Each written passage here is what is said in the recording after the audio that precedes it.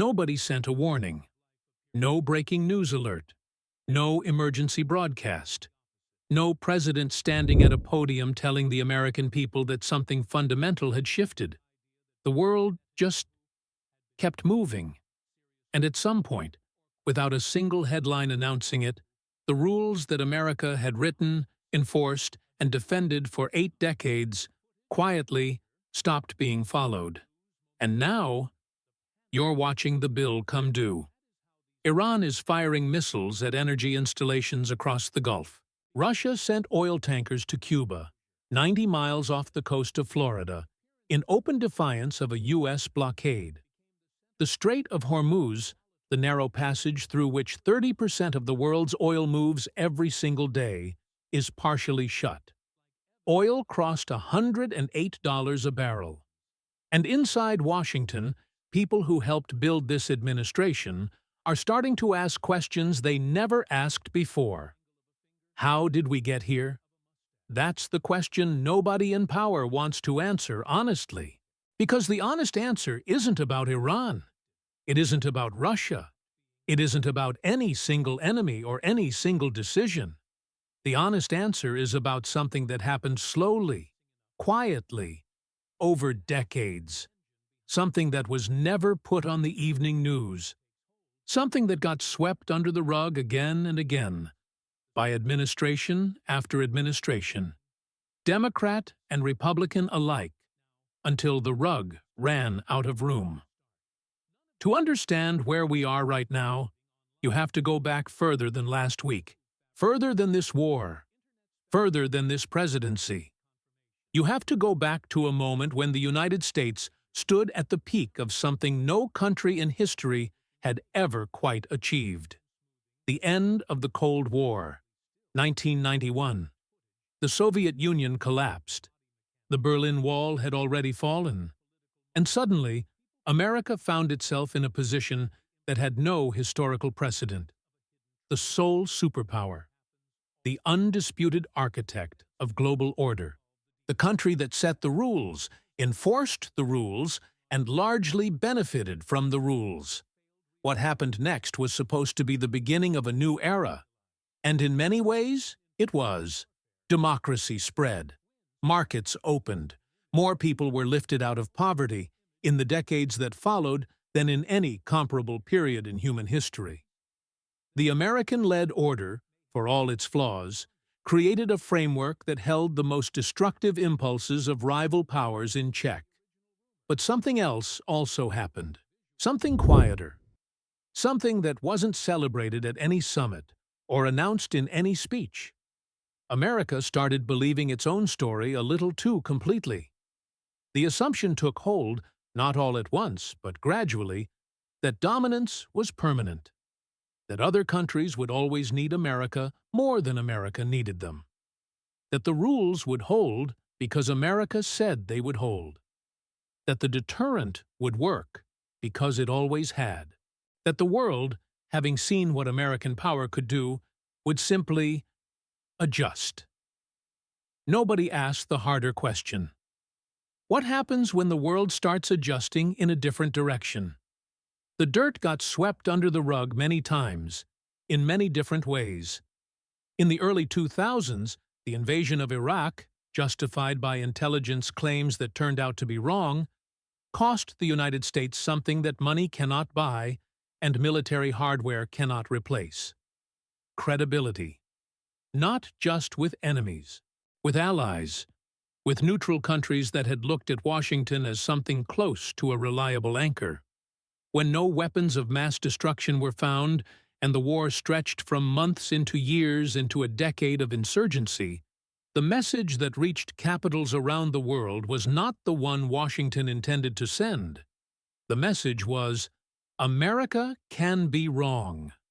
America can be led by emotion, by bad information, by internal political pressure.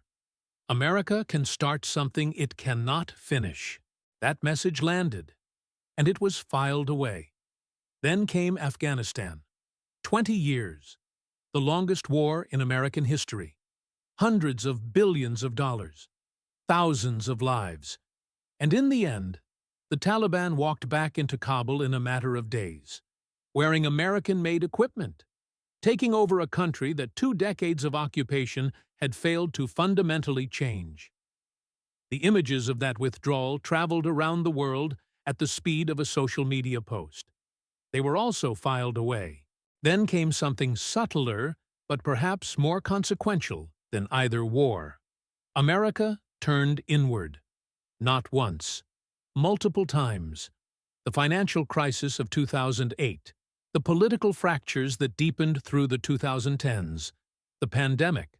The January 6th breach of the Capitol.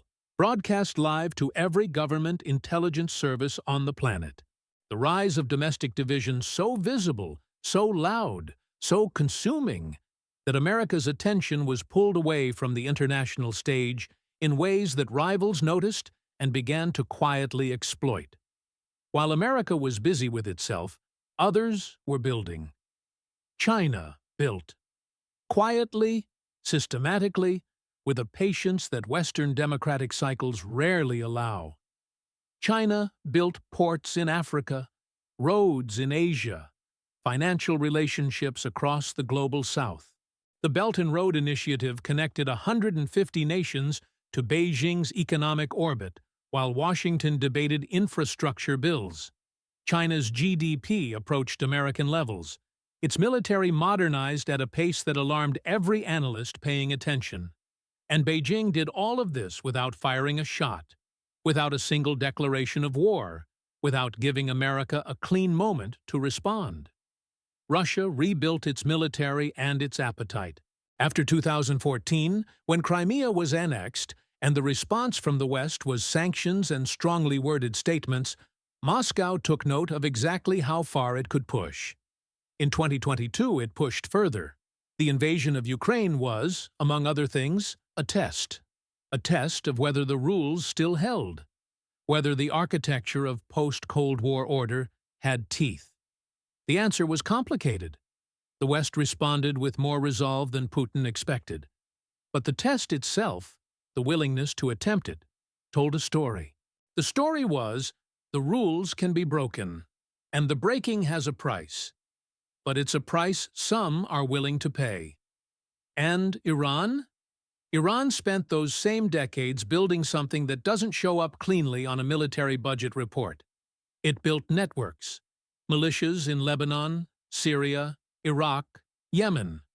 Groups that operate below the threshold of state action, that can strike and withdraw, that create costs without ever formally starting a war. The Houthis in Yemen disrupted global shipping in the Red Sea for months. Hezbollah has tens of thousands of missiles pointed at Israel. Iraqi militias attacked American bases dozens of times. All of this happened under the umbrella of Iranian strategy. And all of it happened while diplomatic frameworks, agreements, and negotiations went back and forth without ever fundamentally dismantling what Tehran was constructing. The regime in Tehran is not admirable. Let's be direct about that.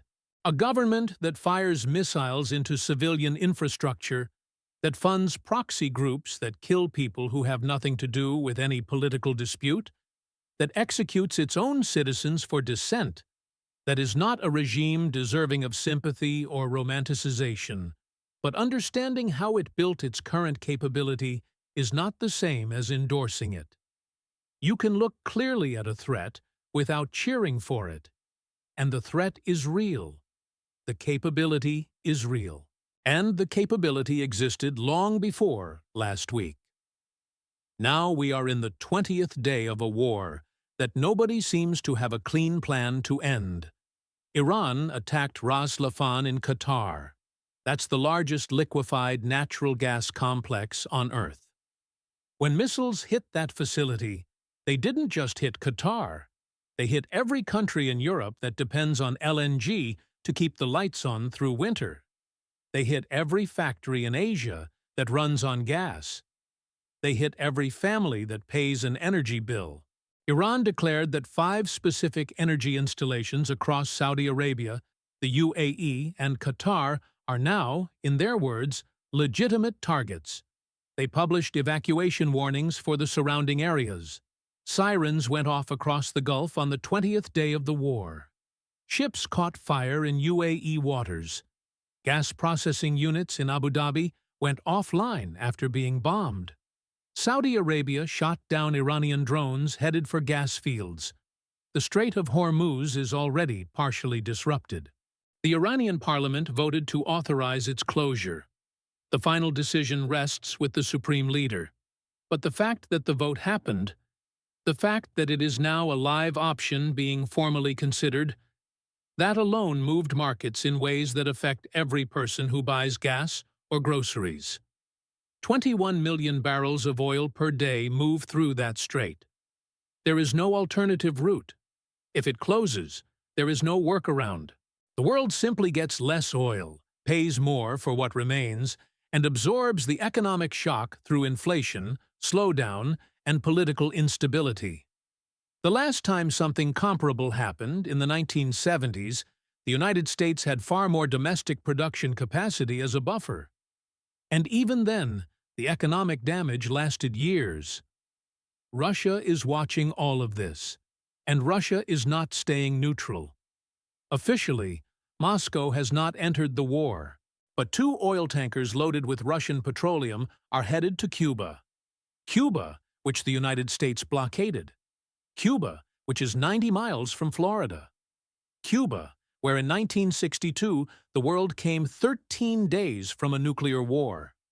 Russia is delivering fuel to an island America declared off-limits. At the exact moment, America is stretched thin by a war in the Middle East. That is not coincidence. That is a message. The message is, your blockade is not absolute. Your reach has limits.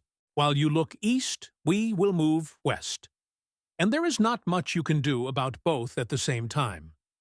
China, for its part, is doing what China tends to do best in moments like this. It is watching, calculating. Beijing has enormous economic ties with Iran, buys discounted Russian oil, and simultaneously does not want the Strait of Hormuz to close, because China needs that oil to flow.